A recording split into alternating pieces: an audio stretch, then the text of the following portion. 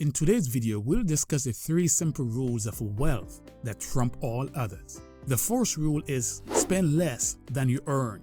Rule 2, invest what you save. And finally, be patient. Very simple, right? So why do 95% of people not follow them? I'll answer that straight ahead and explain what you can do if you're in that 95%. Follow these rules and you'll almost certainly end up wealthier and experience greater peace of mind. Take it wrong for rule 2. I'll give you my best advice to set you up to be a successful investor. So why don't people follow these rules? Let's first look at rule 1. Spend less than you earn. This is the most important of the 3 rules since the others will be useless if you do not spend less than you make. In other words, live within your means. Companies are spending millions on advertising to persuade you to violate these rules. They don't want you to save money because they want it. They use every trick in the book to exploit your vulnerabilities and insecurities to make you believe that spending is a good thing.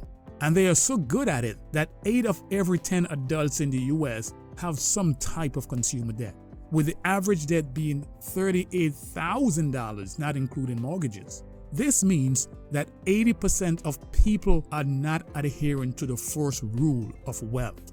So what exactly does adhering to the first rule of wealth mean? Consider 2 friends that live in the same neighborhood. One earns $75K, spends $50, and saves the rest. The other makes $55K, he spends $30K, and saves the balance. In each of these cases, both individuals save money by spending less than they make. Earning more money obviously makes it much easier to attain financial independence, but the rule applies regardless of your income level. You will be wealthier than most people if you discipline yourself to follow just the first rule of wealth. Now let's move on to rule 2. Invest what you save. So you've been following rule 1 and have saved up money for emergencies. But what comes next? This is where the adventure begins. You go on to hunt for ways to invest and put your money to work. The vast majority of people do not follow this rule. They have not been taught how to invest and are apprehensive because of all the scary stories they have heard. The fact is that investing doesn't have to be intimidating. The truth is, it can be very simple. The key to investing is to think long term. To be a successful investor, you must have a well-diversified portfolio that includes a good mix of different asset classes. Start investing from an early age, and this will give you a significant edge in life. Before we move on, if you're new to this channel, hit that subscribe button and like this video to get the most out of your money. Here is some advice to keep in mind as you move towards investing what you have saved up. Put your savings to work. Making your money work for you is better than just working for money.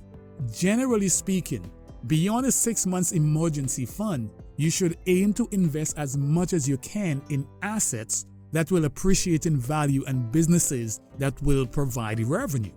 Safeguard your seed. Unless you are truly in need and can't feed your family, never consume the funds you have set aside for investing. I mean that. Avoid taking money out of your income-generating assets unless it is absolutely necessary. Make use of dollar-cost averaging. This is an excellent way to lower risk. It involves you buying or selling based on a schedule rather than trying to time the market, which is a bad idea. This could be done on a monthly or bi-weekly basis, depending on how you are paid. By using dollar-cost averaging, you can lock in any gains and reduce your potential losses. Do not attempt to time the market. Invest passively and ride out the ups and downs of the markets and avoid market timing. As you get closer to retirement, start reducing your exposure to riskier investments. But be strategic here, as you will want to keep your money growing while reducing your risk exposure. Understand that people are living longer lives than before, so retirement might last decades, and your life savings have to endure. Invest passively versus actively. If you are seeking high returns on your investments, you basically have 2 options: passive and active investing. Active investing is too risky an option for most investors since there is no certainty that anyone can outperform the markets. Just about every actively managed fund underperform the market. On the other hand though, index funds are essentially the market. Basically, the passive investor accepts the fact that he is not smarter than the market, but maybe he could be just as clever. You must diversify. In general, by diversifying your investments, you minimize your risk exposure without sacrificing potential returns. Think about diversifying across all investment types. Look for equities and bonds from the United States, as well as international stocks and bonds. Additionally, diversify your portfolio to include stocks in large cap, mid cap, and small cap categories. And be sure to spend across all sectors of the economy, such as technology, healthcare, industrials, communications, financials, energy, and utilities. Keep it simple at the beginning by investing in a broad index fund, like the Vanguard Total Stock Market Index, which tracks the entire US stock market. You have hundreds of index funds available for you to pick from. You can easily further diversify your portfolio by adding others that yield a higher return. Keep investing costs low. A fundamental principle of both active and passive investing is to avoid unnecessary fees and hidden costs. You don't need a more compelling reason than that to choose an ETF or broad index fund, as they simply buy and hold every asset in a particular market. And it is easy to compare funds because they are required to disclose their expense ratios.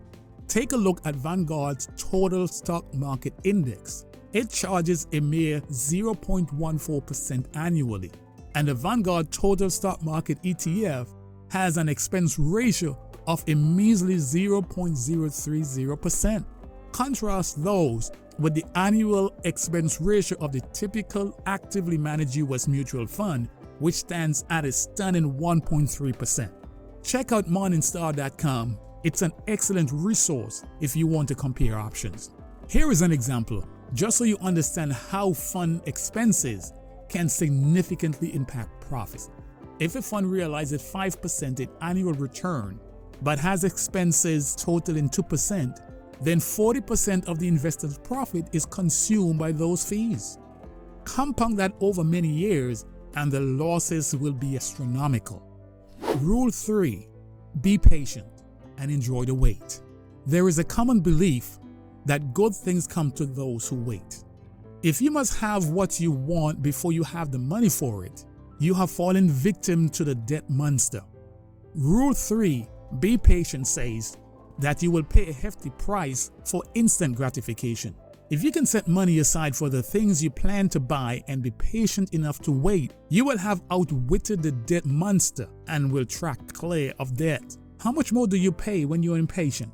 A quick peek at the interest rate of your consumer debt and you have your answer. Debt is expensive. You are squandering your money if you incur debt to purchase consumer goods.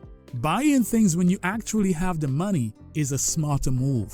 If you've gotten value watching this video, hit the subscribe button below and like this video to get the most out of your money. And as always, see you next time.